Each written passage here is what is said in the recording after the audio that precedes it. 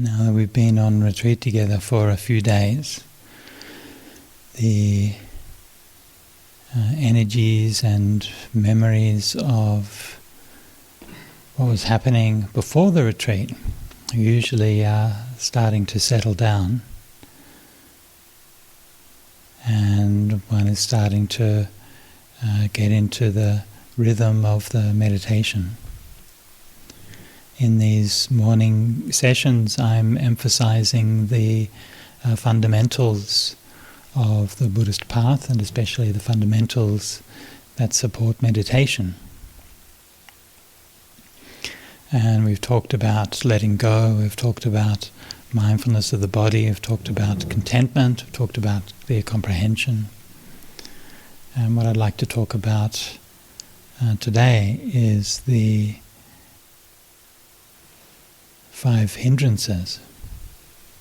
Five Hindrances are one of the most important of the Buddha's teachings on meditation, and the purpose of our meditation practice, really, the direct purpose, the immediate purpose, is to help us abandon the five hindrances.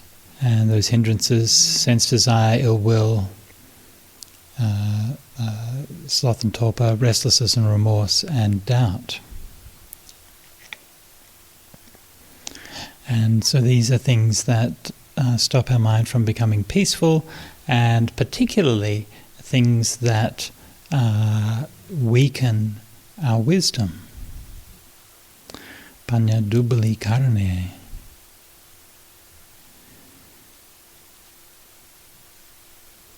So I'm going to talk about the five hindrances a little bit this morning. It'll probably be too much to talk about just on one morning, so it might take a few days to go over all of them. We'll see how we go. So when we talk about the five hindrances, we are, of course, translating a Pali or Sanskritic word, and that word is nīvaraṇā. And the word hindrance is quite a reasonable translation of nīvaraṇā, but it's also missing a little bit of something about the root of it and what the metaphor is really about.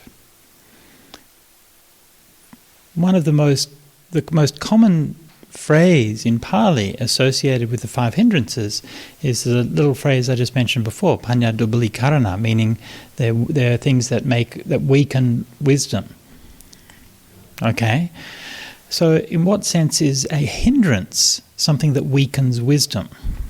So just think about it. If you're walking along a path and there's something in the road of your path, a gate or some unevenness on the ground or something like that, this is a hindrance for you walking along the path. But how does that actually weaken your wisdom? It's not an obvious metaphor that something that's a hindrance should be something that weakens wisdom. So actually the root of the word nīvaraṇā goes back to a different kind of metaphor, and ultimately the metaphor is of vritra, the dragon or the obstructor, literally the constrictor. In the Rig Veda, the battle, as I mentioned yesterday, the battle between Indra and the dragon vritra is the fundamental conflict. And of course, this as a conflict, it can have many different dimensions and many different meanings. One reading of that, which has been proposed in recent years and which I only learned about recently, and I have to say thanks to the gentleman in Hamburg who gave me a bunch of papers on this, because he came to the talk and he thought, here's some things that you might be interested in, and he photocopied all these really interesting papers on the Rig Veda and so on, so that was really kind of him. And these are pointing out that the Vedic hymns, which predate Buddhism by 1,000 years or so, I mean, they're a very important object of study for understanding the Indo-European peoples and understanding especially all later forms of Indian culture. One of the things about the Vedic hymns is that they have this tone, this very kind of bright, celebratory tone to them.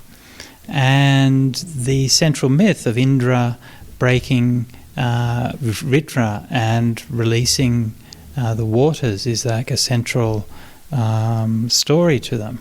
And the proposal in these papers was that this is the reason for these things is because the Vedas were originally a set of rituals and celebrations of the new year.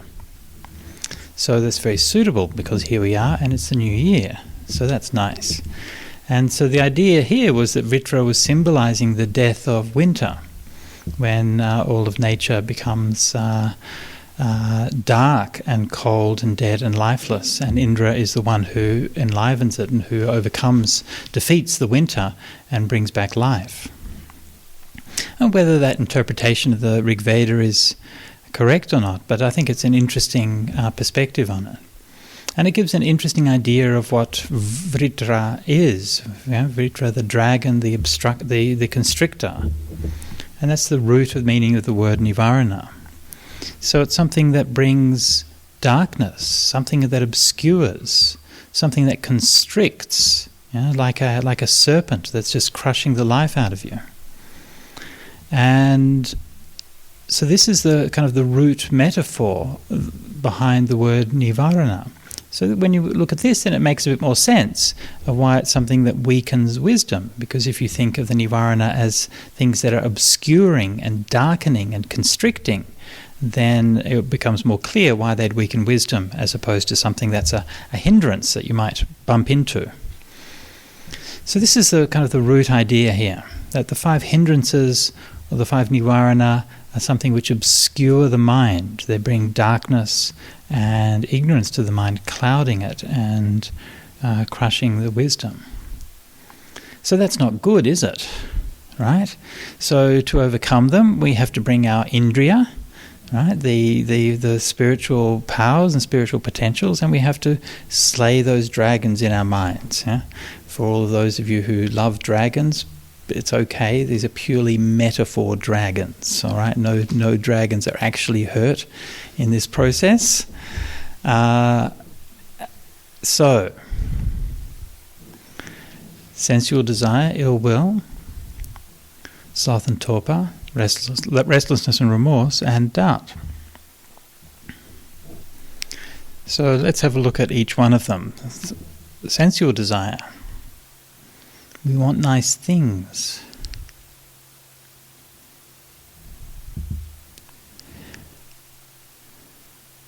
Sensual desire shapes the world that we're in.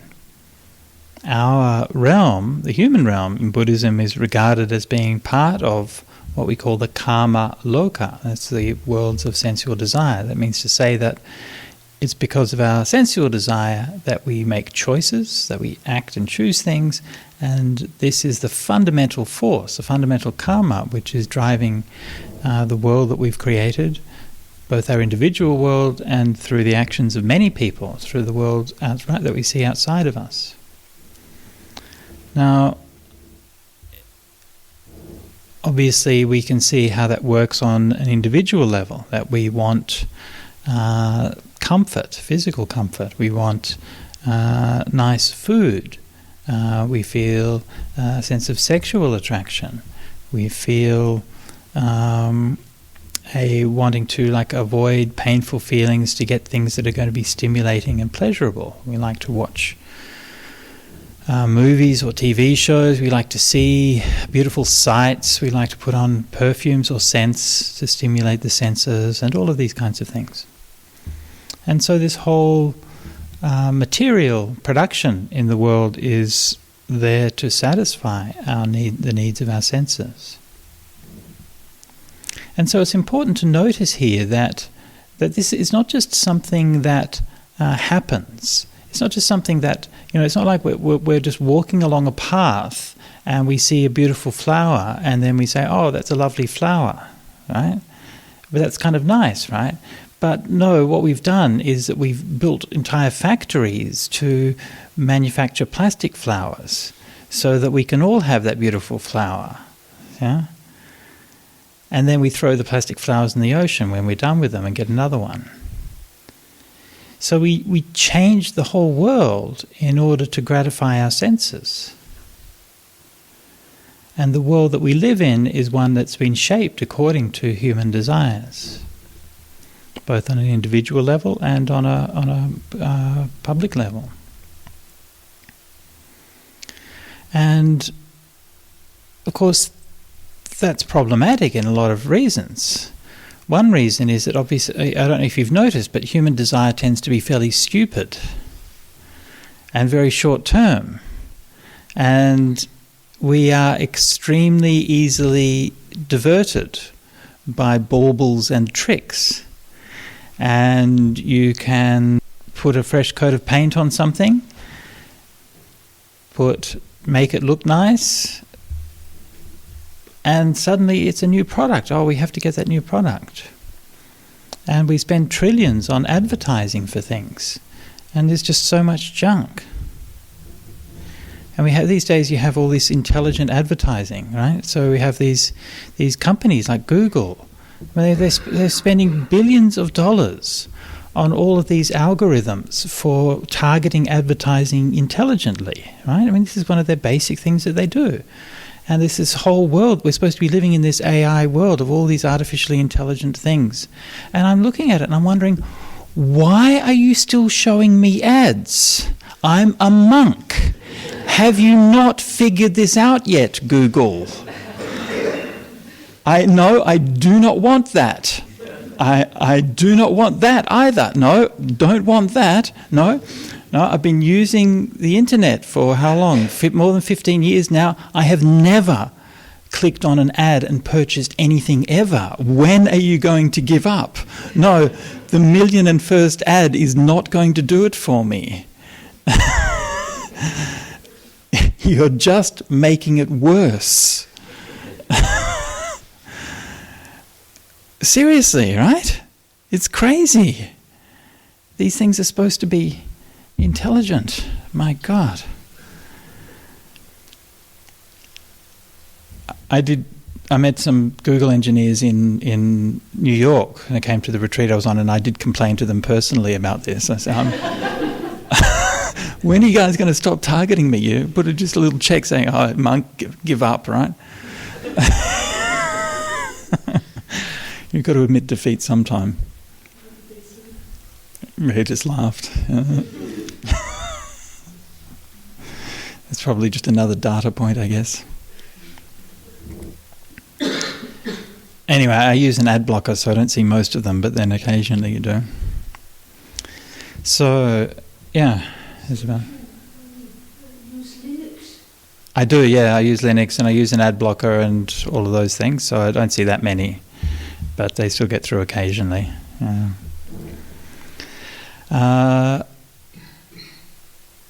So, sensual desire, right? And we're so easily led astray. And it's amazing. You think about it. You think about how the tricks that Mara uses to divert human beings, and you're like, wow, that's just like so easy. I always think that like people who work in, especially people who work in companies that make luxury goods, they must really have a lot of contempt for rich people. Like seriously, can you imagine how stupid you have to be to pay so much money for something so stupid? Really? You know? For a handbag or a pair of shoes or some makeup or a new car or something like that, you're paying thousands of dollars for these things. They're just so ridiculous. And they make these things, they must think rich people are complete idiots. And they're obviously they haven't been proven wrong yet.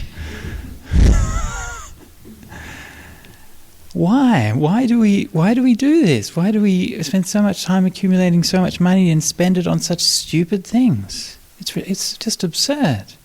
And you can see, like, of course, you know, the Buddha was not an extremist, and having some nice things and some pleasant things is nice. We all like that. We all like it if it's a nice day and we have a nice room to sit in and a nice thing, something to eat, and some pleasant time to spend with our family and all of those things. Right? This is also a kind of sensual pleasure, and it's kind of natural and it's normal and it's not excessive.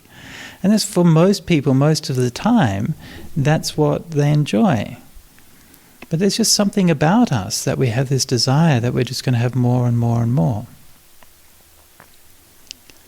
There's a classic Buddhist tale about a king called Mandahata. And King Mandahata, it's a sort of classic morality tale where he conquered one realm after another and accumulated wealth beyond imagining in the world. And eventually he wanted to conquer the heavens as well and try to attack the heavens and conquer them, because he wanted to have divine pleasures as well as human pleasures. And so you probably can guess he gets chucked out of heaven and falls down to earth penniless and having lost everything. So we want these pleasures, and our at a certain point, we basically, one of two things happens. Either we consume the whole world, or we learn restraint. That's our choices. Yeah? See, what's happened in our human society is that, the human nature has not really changed, but what's changed is our capacity. So in the past, we had a relatively limited capacity to satisfy our desires. And now, because of industrial revolution and all of that stuff, we now have a much greater capacity to satisfy our desires. When I was flying out of Sydney to come and do this teaching tour, I was just getting the plane, sit next to this guy, and I'm sitting there feeling guilty because of what I'm using up so much carbon to fly across the Pacific, right? It's bad.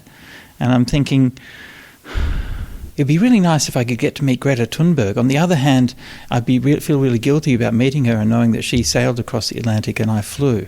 So maybe next time I should sail.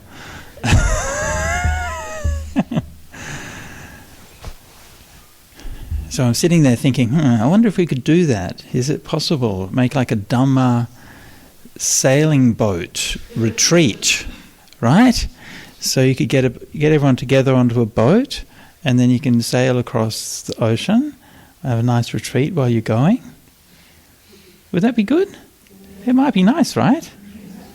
Yeah.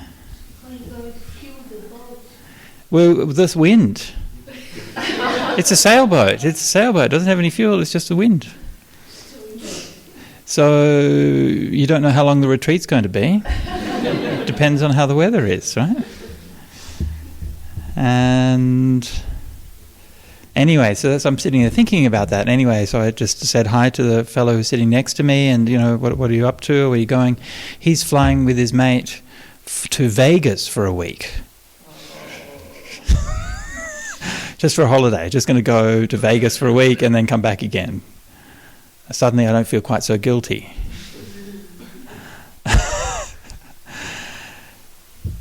Why? Honestly, I don't understand. I don't understand people, really. And so there's this choice that we have to make in our lives. Are we going to keep on just consuming more and more and having more and more, or are we going to learn restraint? And if we learn restraint, then this is a big step forward in our spiritual practice and a big step forward in our in the wisdom and the peace of mind that's got some perspective. Because ultimately it's about what matters. And sensual pleasures are not very satisfying. And they're okay, but one of the lessons I learnt about sensual pleasures I learnt from my friend Ajahn Chandako, who took me with his mum. We went travelling when I was in Thailand, and we went to, while we were travelling from one place to another, we were waiting in some town, and Mum decided to take us to an ice cream parlour to have an ice cream sundae. So here's these two tall Western monks sitting in an ice cream parlour having an ice cream sundae, and feeling kind of awkward, but also thinking, this better be good. And then we had our ice cream sundae, and then Chandako just looks at me and he's like, I knew these things are impermanent, but do they have to be that impermanent?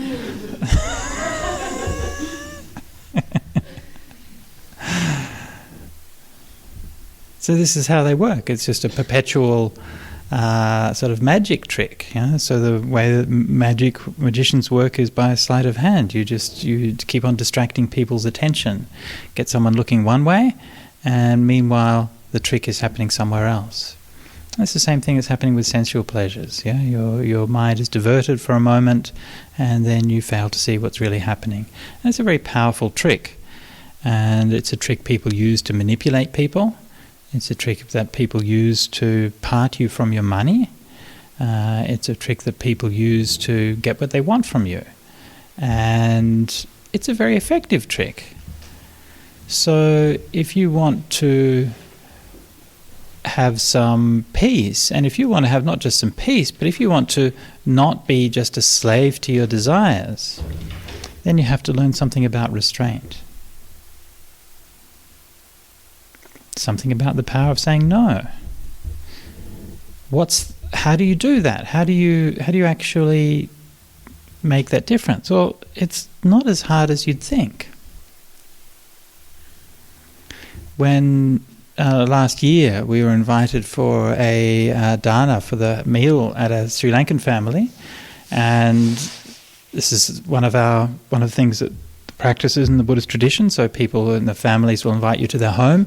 Sometimes, not for anything special, but sometimes it might be for a birthday or some celebration or something like this. And this day was for the birthday of the son of the family. And he was turning, I don't know what he was, 14 or something like that. Anyway, so then he got all of these presents, and he was really excited by all these presents. And so I sort of just saying, what you got? He's got that. He said, okay. I said, so what's that going to look like in a year's time? He just looks at me. I said, that's going to break. He's like, what? No. It's the last time we invite a monk for a birthday party.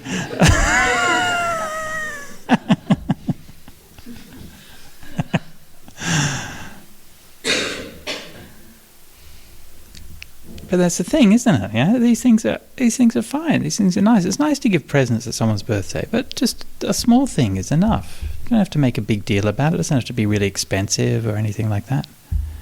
Just something small and meaningful. If you're going to have friends over, it's enough to cook a simple meal and to share some delicious food with each other. It doesn't have to be a big deal. If you want to wear nice clothes, it's okay. It's all right to wear nice clothes and to want to look good, but just keep it in moderation. You don't have to have a wardrobe full of shoes. You don't have to have a garage full of, or a basement full of boxes of things that you've never opened and you've never used. You don't have to change out this year's thing at last year's thing and get this year's one just because it's this year's one. It's okay.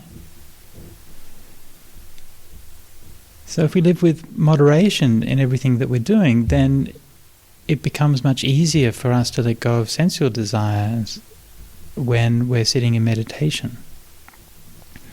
Now, the way that sensual desires manifest is very varied depending on the individual. And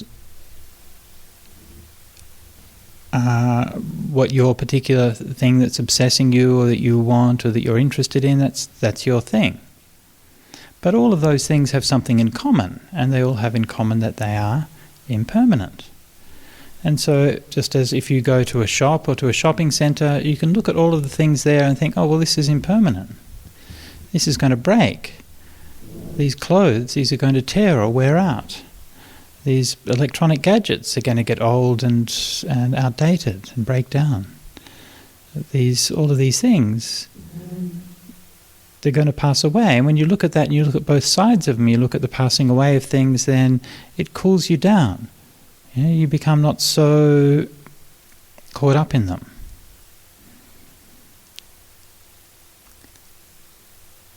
And the same thing then, if you get into that practice of doing that on a regular basis, the same thing happens when you're in your meditation. And the desires and the fantasies and the stories you tell yourself about the things that you want, you say, oh, that's okay, but that's also impermanent. And you keep reminding yourself, oh, that's impermanent, it's uncertain. And remind yourself, what's it like when you get that thing, the thing that you want? It's okay. It's all right. It's not the greatest thing in the world, but it's fine. And then life goes on.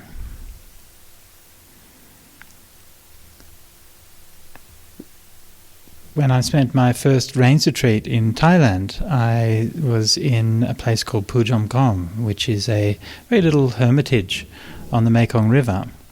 And in that monastery, we would stay at the top of a little hill and walk down. It's about an hour's walk down to where the hall is, and then we would go for alms round in the village after that.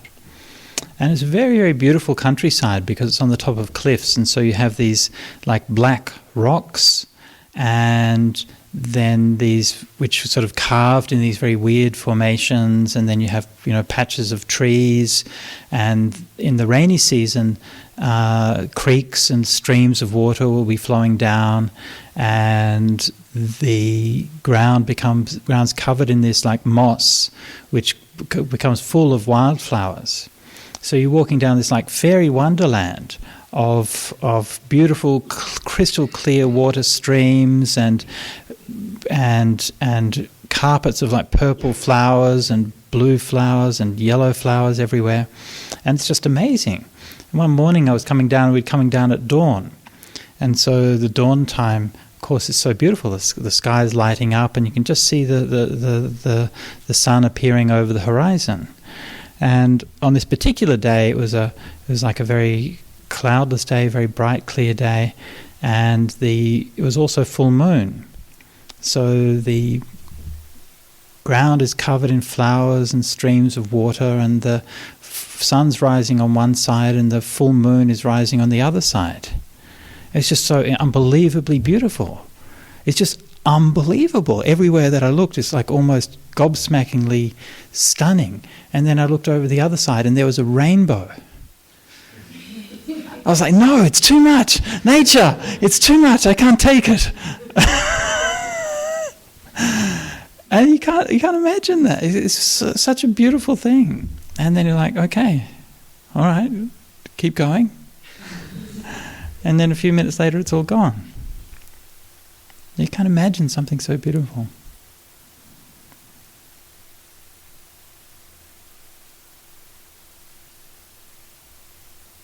So as long as we see all of these pleasures and these sensual experiences like that, then they're not too much of a problem. The Buddha compared the mind that has sensual desire with a bowl of water that has a dye in it, a brightly coloured dye. And so when you see it, it's beautiful. But you can't see through it. It doesn't have any clarity. So there's nothing wrong with dyed water. It's okay. It's good for some things. But you can't see through it. It's lost that clarity. So again, this idea of nīvaraṇā as, if you like, a hindrance, but also as something that obscures and hides, something that covers over reality, covers over the truth. And so as long as that desire is in your mind, you can't see the truth because everything you see is coloured by your desire. It's as simple as that. And if you think that you're going to have some kind of realization or some kind of insight, but you're not able to free yourself from that desire, it doesn't happen. Everything that you see, everything that you know will be coloured by what it is that you want. So we have to stop wanting. The good news is, of course, as I've been saying the last few days, is that because these things, because it's not just the sensual pleasures, not just the things that we enjoy that are impermanent, but it's also the desire for those things is also impermanent.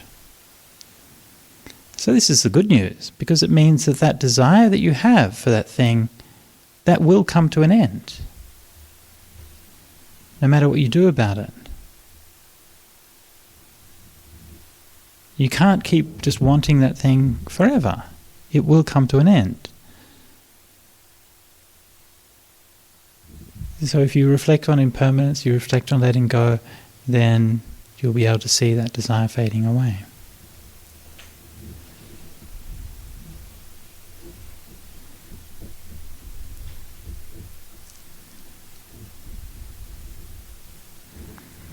Okay, so that's probably enough for today. We'll leave you to your meditation.